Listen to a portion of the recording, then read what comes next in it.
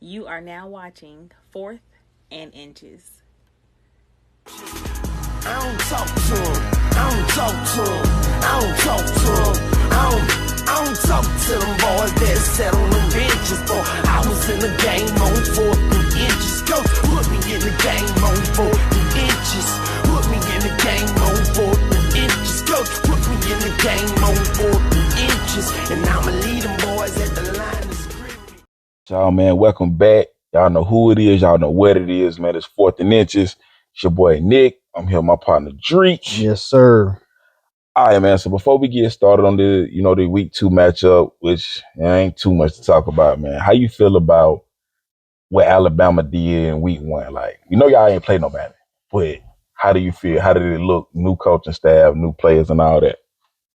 Like you said, we ain't play nobody, so I don't feel like I really seen a difference with the new coaching staff. Really, besides the offense. Now, I did notice we went with an empty backfield a lot more because we ain't really see that much of that last year. But outside of that, and Ryan Williams being who he's supposed to be again against really a nobody school, but it's still, he was really still should be in high school this year. So for him to do what he did against some college cornerbacks, might not have been the cream of the crop cornerbacks, but it was still a little impressive. But overall, they did what I felt like, they should have did to a team like that. So I want to see us up against closer competition level to us. I don't feel like I really saw what I wanted to see Saturday. But all in all, I'm glad they got the win. Roll Tide. That's pretty much it. Yeah, man, Ryan Williams was impressive. Like you say, he should be a senior in high school. For people that don't know, he reclassified, basically came out of high school a whole year early. So it's impressive to me. Like you said, it ain't the top tier talent, but you basically got a high school kid on the field with college, grown men, and he was probably the best player. I ain't gonna say he was the best player, but he probably had the best performance out of everybody in that game Saturday. The most impressive anyway. So, Georgia, on the other hand, we had Clemson. About the same level of competition. Disrespect. Clemson ain't who Clemson used to be. We all see that. We all know that. That's a fact. Here's the thing, though, man. Like, to me, it's a bigger issue than just Clemson. Because if you look at what Florida State looked like against Georgia Tech and Boston College, then you look at Clemson. Like, outside of Miami played Florida. They ain't play nobody worth, that's tested. Florida been trashed the last few years, too. So that's fact. Florida is down there with the they not quite on Vanderbilt level, but they with the goddamn on Arkansas, Mississippi States of the SEC. Hold on now. You gonna put some respect on Vandy name. Vandy got an upset win. They beat Virginia Tech. Oh, who was that? Virginia Tech is a team that's projected to compete for the ACC title. Yeah, so is Florida State. So that's the point I'm getting to, though. So like the ACC as a whole, as a collective, weak. It looks very weak right now. I mean, we early in the season, they can turn things around. They're gonna get several more opportunities against the SEC in particular, but it don't look good right now, man. It don't look good at all. Yeah, none of them. I ain't gonna say none of them because Georgia Tech was impressive. That was Georgia Tech looked straight. I like what Boston College did. Boston College was just a more physical team, man. They were just hitting Florida State in the mouth. Yeah, I'm surprised because Florida State, they lost a lot, but they got a lot out the transfer portal too. They got a couple of players from us over there. And they got, they probably regret going over there now, but they got Marvin Jones Jr. from Georgia starting at one defensive end. They got Rodell Williams, like you said, from Alabama. Yeah, and I forgot there's one more player Malik Benson from Alabama. Yeah, Malik Benson. Yeah. I think they got an offensive lineman from Alabama too. They just went to, they went to cherry picking up Alabama squad. Huh? Yeah, when they say left, everybody came. Yeah, they ain't gonna recruiting them folks. Don't say everybody.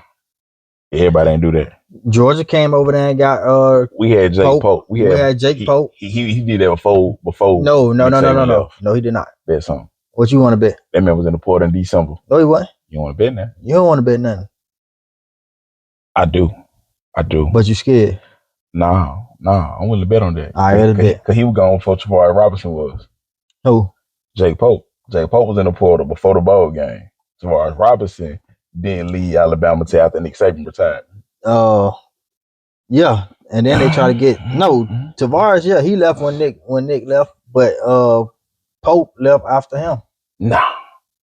But either way, they still went over there recruiting the man out the portal. So why not? I'm just saying. You said don't say everybody, and he a Georgia boy. I'm just saying. You said don't say everybody. Y'all recruited one of our players too. So hey, man. Everybody. He wanted to come home. I understand. Everybody. Y'all wanted him home. He a good player. Did he play against Clemson? I don't think so. He might as well have to stay where he was. Man. I don't think so. I think he hurt though. I think he's dealing with injury. Oh. But don't quote me on the last part. But I think that's what's going on with him. You know, we had a lot. For some reason, Georgia always have a lot of people hurt at the beginning of the season. Like, I don't know what Kirby got going on in camp. Maybe he need to calm down just a little bit. Just a little bit. I mean, we had a starting player get hurt during warm-ups. Maybe our camp was too soft then. Maybe before the season even started. Before the season even started. Man, he did good. All you know what I'm saying, summer workouts, everything leading up to the first game, even throughout practice throughout the week, he was fine. Then come game time, you want to go out there and you might have overdid it trying to, you know what I'm saying, scare them boys a little bit, show off a little bit or something. Real quick. Are you sure he's hurt and he ain't just holding out for more money? You know, he'll do that. Nah, he hurt. You sure? Shoulder in the sling. He ain't going nowhere else. He left Alabama. He realized that the grass to get more money. Came back to Alabama to get more money. He left Iowa and came. He went to Iowa, got that check, and came back. Nah, Iowa say they ain't even paying. Iowa say they ain't get that man check. He went there. That might be why he left then. They ain't pay him soon enough. He came on back. Hey man, I don't think he was ever gonna stay in Iowa. No way. Probably not. But I ain't never seen that. But you transfer to one school and back, and then came back. Yeah. Like in one something, bro. What you got going on? You just homesick, huh? Cause you know he's from Iowa. Yeah, he from there. He just homesick. But they was recruiting him too, though. It was really his decision was down to Iowa and Alabama, and ultimately he chose Alabama. Then when Nick Saban left, he went over there. But they said that the players stayed in contact with him while he was gone. Of course they did. And when he got there, they were saying he said that the vibe just wasn't the same like it was in Alabama. Of course it wasn't. But that's because you done had a whole season with these guys, so y'all done built y'all bonds. You're not gonna just walk in there, you know what I'm saying? But and you disrespected these people when you committed to Alabama, talking about, I don't want to go to a place like Iowa. I want to go somewhere where I know I'm gonna be pushed and developed. Where you spitting these people? No, Iowa developed their offensive lineman too. I know that. You know that. I said what he said. Oh, well. He was disrespectful, man. Well, they wanted him still. I wouldn't have. They wanted him. They recruited him. They were gonna pay him.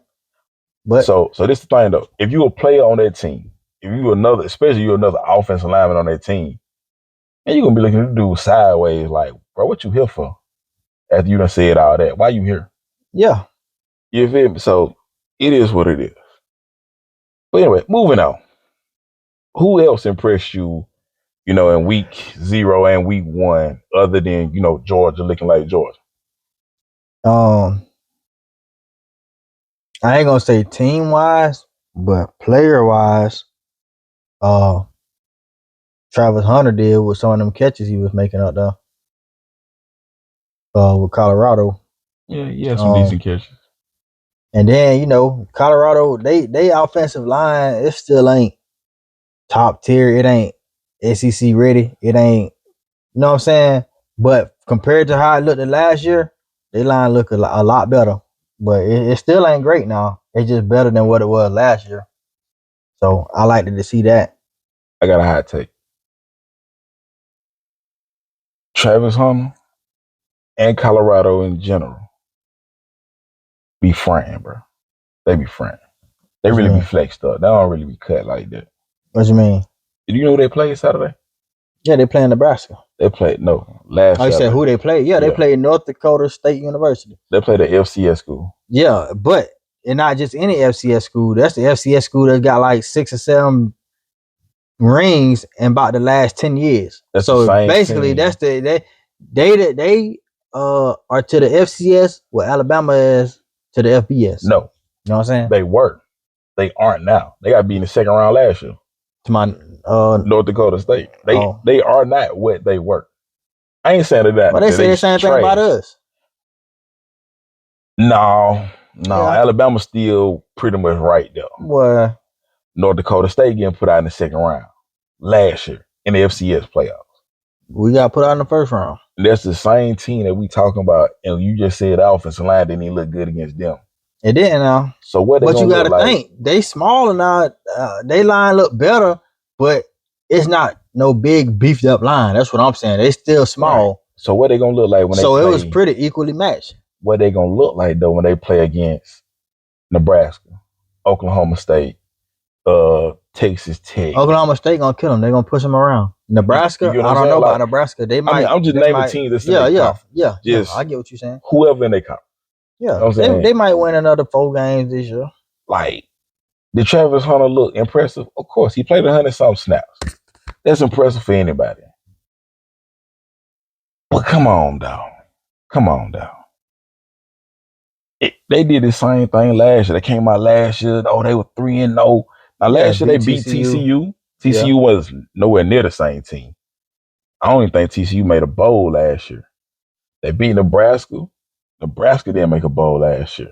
All right, so they got Nebraska this year. So who's to say they won't beat them again? They beat them last year with the line they had. They might even do it again. You're right. They might. You know what Nebraska defensive line doing to Colorado last year though? What? Collapsing that pocket the whole game. Shador was out there running for his life. He might have been though. But they couldn't match up on the back end. Team speed was lacking for Nebraska. They probably still gonna have that same problem. That could be. So as soon as Colorado got on the field with a team Oregon, they hung with USC last year too. Now I was getting to that. It was a shootout. So this is the thing though. They played Oregon the week before. Oregon beat the brakes off them people like you're supposed to. When they played USC had this big lead, came out in the second half, and we both know USC defense is lacking at best. That last year. Now this year defense is look a whole lot better. We'll see when they play somebody. I mean, they play LSU. That's better than Spider-Man meme though. That's how I said about USC and LSU. They just Spider-Man meme. I don't know if your defense is really good because I don't know if your offense is really good. You know what I'm saying? LSU offense ain't it wasn't all that. Of course not. But neither was USC. I mean, it wasn't. But they running back number 4. I can't think his name. I can't lie now. That boy looked like an SEC running back. He was an SEC running back. He was at Mississippi State. Oh well. And he from Georgia. It shows. And he was playing up against an SEC defense, so yeah, he looked good out there. I ain't gonna lie. They got a good running back. His name Woody Marks. Yeah. But yeah, he was impressive. But you know, we'll see. Well, like I say, how it play out as it go on. Because USC gonna have to play. I want to say they're playing at Ohio State this year. You know what I mean? At Ohio State, I believe they're playing Michigan, Oregon. Like as the season go on, you'll separate the cream from everybody else. This week, for example, you have Tennessee. I want to say they on the road at NC State. So Tennessee ranked number 14 on the road at number 24, NC State. I don't even know how to feel about this game, to be honest with you. I don't know what to think about NC State, to be real. You know what I mean? Tennessee, I feel like they got a good quarterback. They always going to have a decent offensive system because Josh Heupel is an offensive, guru, kind of. And supposedly they have what's projected as the number 1 defensive end or edge player in the country in James Pierce. So they should be able to give NC State some problems. Tennessee a 10-point favorite right now going into this game. Hey, man, I don't know. I didn't watch Tennessee play last week. I heard the Nico guy is as good as advertised. They say he looked good out there. And I definitely ain't watched no North Carolina State. So I can't tell you how that game gonna go. But, I have to check out the highlights. And maybe if I have time, I'll watch a little bit of it. But Tennessee should take care of business with that. But I ain't gonna say they is. Yeah. Like I said, I didn't check them out, so I don't know what they're looking like this year. That's about how I feel too. Like I done seen little highlights of both of them, but I haven't had time to sit down and watch a whole game.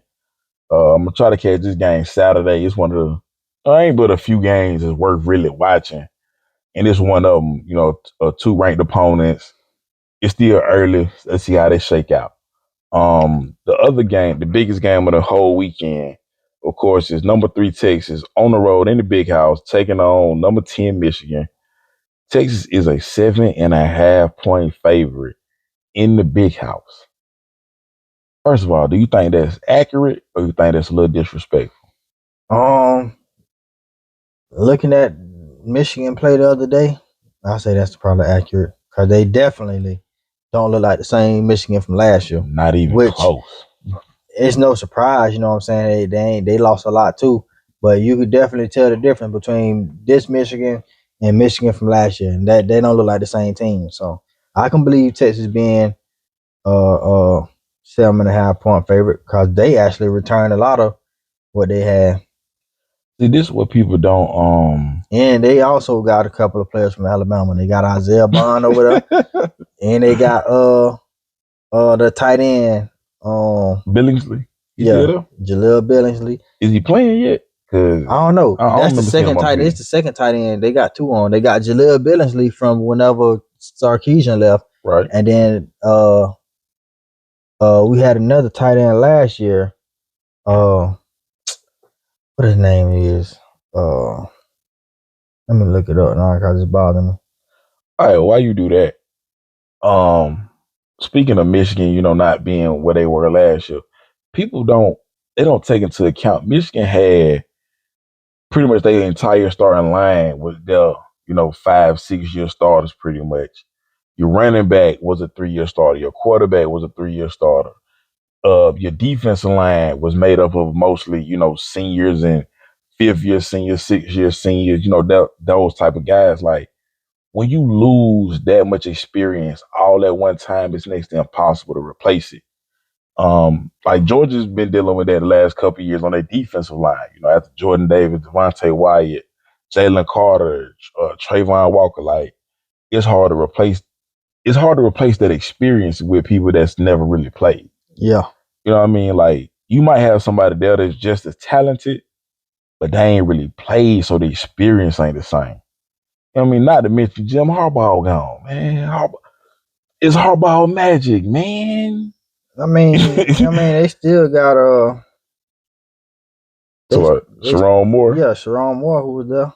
Yeah, but Amari Knee-Black, that's his name. Okay, I know Tight what you're end. talking about. Yeah, and he actually saw a lot of playing time last year, so I don't know why. Well, I guess I do know why he left that money, but yeah.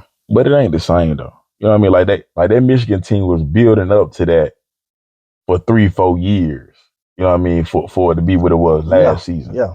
It was like if they don't win it now, That's why they lost so much. It. Blake Corum gone, you know what I'm saying? Because all them boys, like you say, a bunch of 5th and 6th-year seniors and stuff. So it was their last chance. It was either now or never. Yeah. You know what I mean? I'm happy for them. They was able to get that one. But again, this ain't that Michigan team. So yeah, it ain't. I feel like Texas is gonna go in there and win. I think Texas will win too if Texas offensive line can give Quinn Ewers time. He gonna find somebody open against I'm pretty anybody. Sure he had a good line last year. You know what I'm saying? So yeah, the line ain't the problem. I'm just saying in general. Michigan defense, they ain't got the same defense they had last year that was getting back there, putting a lot of pressure on quarterbacks. They might have the best cornerback in the country though, but he only one player. With who? Will Johnson. You say Michigan. He might be the best corner? He might be. He really liked that. He made me a believer last year. So better than Travis. He might be the. I would if I had to pick right now. I'll take Will Johnson. Like, I don't argue that. To me, there's another corner that was good too. Well, last year, I think he's still at Kansas. Kobe Bryant, he was good. That's the same one that transferred from Cincinnati. Did he transfer from Cincinnati? I don't know. I know he was a Kobe Bryant that was at Cincinnati a few years ago. He was amazing.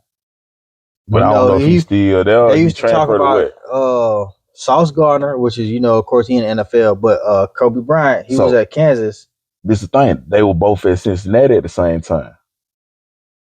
Kobe Bryant was on the other side of Sauce Gardner. That's why I said I wonder if it's the same person or if it's somebody else. Okay, so I lied. He is actually in the NFL now. Okay. I don't watch a lot of Kansas But yeah, football. he was at Cincinnati. Yeah, okay. Yeah, he was at Cincinnati. So he Yeah, he the truth though. He the truth. Yeah. But I don't know, bro. Like Georgia corners are good, but I wouldn't say they that. Y'all corners ain't that. I mean, our corners is true freshmen, so I mean, yeah. Yeah, Literally. Will Johnson is the best both cornerback in college football. corners. Like Travis Hunter could be that if he played cornerback all the time. Maybe. He's still a little light for me, dog. Like he light. That boy light. I mean, he is light. You know what I'm saying? Small frame. Light. It's like if I was to play against Colorado, my game plan to be I'm gonna run the ball at him. Cause he light. He gonna have to show me that you can come up here and I mean, he can come up and make the tackles now. I'm not saying he can't. But he just ain't gonna. He's not no Lewis Seen. He ain't gonna come up there and try to knock your head off. I mean, ain't nobody Kamari Lassiter but Kamari Lassiter. But he'll get the stop. He gonna goddamn gonna hit them legs, take your leg from under you. I'm not saying he won't. What I'm saying is, so you know the little screen pass that everybody do now with 2-3 receivers just throw the ball out there. Yeah. I'm saying he might make that tackle in the first quarter, but I'm wondering if you still willing to come out there and make that hit in the fourth quarter. That's all I'm saying. Yeah, I get what you're saying. You know what I mean? Because he's so light. Like, he's a great athlete, though. Don't get me wrong. But I would try to take advantage of the fact that they trying to really play him all the time. Like, all right. I would pick on him. I mean, you got to think, until he showed me he going to stand up and do it. He played significant amount of snaps on both sides. So, and late in the fourth quarter, I wouldn't depend on him to come up and make no tackle because he's going to be burnt out already. You know what I mean? Playing both sides. That's my point. Yeah. So what I'm saying is if I'm coaching against them, okay, you want him to play 100 some snaps? Fine. I'm going to help you out. What's crazy is, I guess Prime saying since he did it, it can be done, which it can be done. He didn't even do it. But at the same time, he burning himself out before he can even get to the NFL. Because you taking chances on both sides of the ball, and then you playing all this time like you just putting a lot of wear and tear on your body early. Check me out, right? The only other player that's done what Travis Hunter is doing is Champ Bailey. Deion played a little bit of offense.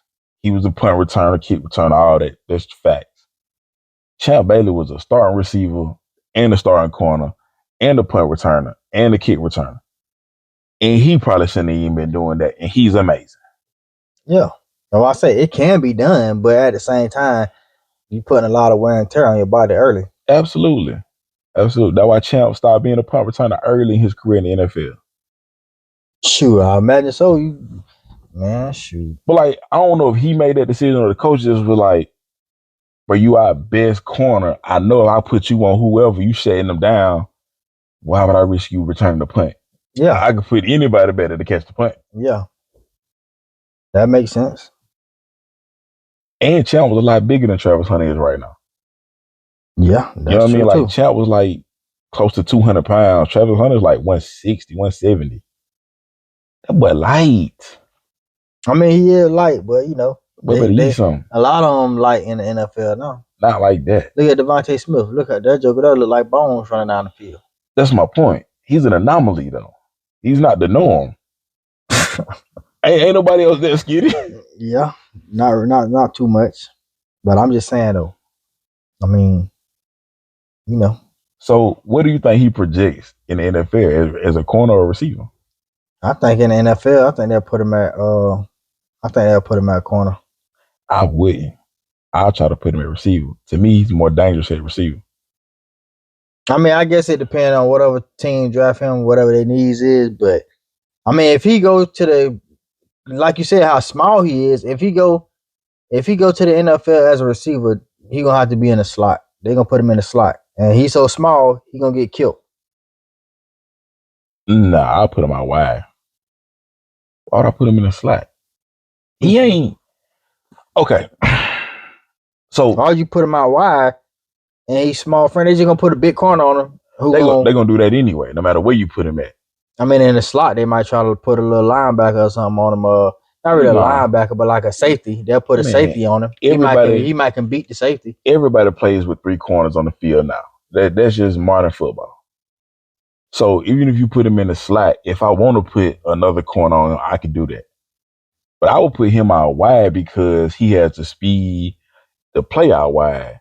If you put him in a slot, it's like He got the speed to cut across that middle too. But it's just if he get hit going across he's so little, you don't feel it. What I'm saying is You don't want to. Devontae Smith is super quick, right? Yeah. Travis Hunter don't strike me as super But he's quick. tall. So He's if super you throw up a fast. 50-50 ball with Devontae Smith, then Devontae okay, Smith 6 foot. there's a 50-50 chance he might can get it. I mean, it ain't like there's a lot of 6'4", 6'5" cornerbacks out there. But I'm saying Devontae Smith is 6 foot and Travis Hunter is what, 6'1"? I don't know. I don't know how tall he is. He just looks small. He just tall and skinny. He look more lanky than what he really is for real. Put it like this: if it came down to a receiver and I had to choose out of Travis Hunt and Devontae Smith, I'm taking Devontae. I mean, that's a no-brainer though. Like, but again, see, to me, that go back to if they just let him. I ain't say let him, but if he just focused on one side, he'll be better, no matter which one it is. If you just focus on playing corner, you'll be a better corner because that's all you focused on. Okay, so think about it like this: if they put him in at corner, which I would do, you got a corner, but at the same time, you slick got a receiver playing corner too. So he gonna know a lot of the routes from playing that position, and then he can make plays on the ball that the average corner who all they do is focus on covering the receiver might not be able to make. Richard Sherman. Okay, Richard Sherman started his college career as a receiver, then moved over to corner, and because of that, he was able to read routes better because of his experience at receiver. Exactly. So now you got a cornerback, a receiver that's playing cornerback, so he can read the routes. He know where the ball supposed to be at and can jump the routes. You know what I'm saying? I feel like he'll be more valuable on as a cornerback than a receiver. You might be right, man, because it's hard to find rangy corners that can read like that too. Yeah, it ain't but so many routes a receiver gonna run. It ain't like they just got a plethora of goddamn on. You know what I'm saying? So most of them run the same play. Just like when you playing Madden, you don't see a whole bunch of different. You got certain plays that he know how to read them. And then being that he was a receiver too, he know what to look for in guarding. Okay, I could tell by how he doing this. He finna try to fake this way and cut this. You know what I'm saying? He could jump the route. Yeah, so, I feel you on that. And now I got a receiver playing cornerback. That's more valuable to me because not only can he jump around and catch it, he also can turn into an offensive man and take it to the house, make the jukes and the cuts to get through the offense to get. You know what I'm saying? Okay, so I just value him more as a cornerback than as a receiver. So by that same logic, right? Could you see him playing safety then at the next level? Because of the same thing we talking about, his ability to read the whole field like that. You know what the receiver's gonna do. As far as, but is he really big enough to play that role? I wouldn't just think about this. If I got him back there playing safety as small as he is, and then you got a dang on Derrick Henry running at him. Yeah, I mean, hey, you gotta cut them feet, my guy. You gotta try, but Derrick gonna stiff on him or jump over. You know what I'm saying? It ain't even got to be Derrick Henry size. It could be somebody like Swift. If you got DeAndre Swift running at him, you ain't gonna take Travis Hunter to get him down all kind of ways. Yeah, you're right. You know what I'm saying? So he'll be a little undersized to play safety. Hey, man, he gonna be undersized no matter where he is. Right. So why not put him at cornerback? You know what I'm saying? I ain't saying you couldn't. It was just a thought. Like, I wonder how would that play out? Because I mean, he probably do good either way, whether you put him at receiver or corner. I'm just saying, me personally, I would put him at corner. See, I was thinking the same thing about like Keely Ringo. Like Keely Ringo is tall, rangy, super fast, but he have trouble with the quicker receivers because he's so tall. Yeah. So it's like you put him at safety though, and just let him like center field this thing. Then he got range. It'll be amazing. At least that's my thought process. But I haven't seen him play though, and he much bigger than Travis Hunter. Like Keely Ringo is 6'3", like 205, 210 most of the time. Like he almost a linebacker size. It'll make more sense for him to be at a safety because of the range. By the time the ball in the air, they get him a couple extra seconds to get over there versus him playing on somebody and they get a step or two on him and the ball get there. Now NFL speed and college speed is different now. They fast in the NFL In college, you might catch them. You know what I'm saying? They get a couple steps on the NFL, boy. Hey, man. You get a couple steps behind somebody. You know he got elite speed too now. I'm not got saying he don't. Tyreek Hill I'm just saying like now. the average. I'm just saying like the average cornerback. You get beat by a couple steps. Yeah, it's over with. That's wide open in the NFL. Yeah, and in the NFL, he wide open. You pretty much beat. Unless, like you say, unless you one of them players that got elite speed. But across the board, everybody ain't got that elite speed. So nah, that's facts. That's facts. But man, we done got way off topic. We done said talk about Travis Hunter about 10 minutes. Yeah. So let's go on ahead and wrap this thing on up, man. Georgia got, Tennessee Tech. That's gonna be a massacre. Y'all got South Florida. Y'all gotta get revenge from last year. Exactly. That's why I want to watch the game. And you like, y'all ain't playing nobody else. Y'all ain't playing nobody, but at they the almost same beat time, y'all. look, no, we beat them by 14. And at no point in the game did we feel threatened that they might win it. But the game was a lot closer than it should have been. Hey man, your boy Nick Saban was out here on the ego trip. Yeah. So that's why I want to watch the game, because I feel like Milroe gonna try to go off on these boys, because they were talking smack after the game about how, you know what I'm saying, Alabama wasn't like that, blase, blase. Okay, cool. We didn't have our starting quarterback. We had a lacrosse player out there playing quarterback for us. So man, that's your this the difference. Nick Saban did that. We're gonna show them the difference between with Milroe and without Milroe. So what you're really saying is that Kalen DeBoer is gonna be a better coach than Nick Saban was last year. I ain't gonna say a better coach. I'm gonna say he's gonna make a smarter decision in this game. So you're not gonna say that Kalen DeBoer is a better coach for Jalen Milroe than Nick Saban? What I'm gonna say is Kalen DeBoer is finna make a smarter decision in this game than Nick Saban made. Okay, so you ain't gonna walk into that with her. I ain't gonna get you like that. Huh? Nah, cause I ain't saying that. Nah, I ain't saying he's a better coach. Hey, man, he's just finna make a better decision. That's what I'm saying. He's a better coach for Jalen Milroe. We can agree on that. If you want to say that, then I can say he a better coach for Jalen Milroe than Tommy Rees was. Who hired Tommy Rees? Nick Saban, but okay, Nick Saban is a defensive-minded coach. Tommy Rees was the offensive coordinator who dealt with your quarterbacks. Which was ultimately Nick Saban's decision. I mean, it was his decision to hire him. So Kalen DeBoer is a better coach for Jalen Milroe than Tommy Rees. Than Nick Saban Than Tommy Rees was. So you gonna give him no credit, huh? Who? You gonna give him credit? I'm giving him credit. So Kalen DeBoer is better for Jalen Milroe than Nick Saban. It's better for Jalen Milroe than Tommy Rees was. All right, man. All right, I'm gonna let you survive on that, man. Go on, sign this off. All right, man. You know what it is, your boy signing off, man. Roll Tide. Man, go Dogs. I don't talk to him. I don't talk to him. I don't talk to him. I don't talk to them boys that sat on the benches, boy. I was in the game on 4th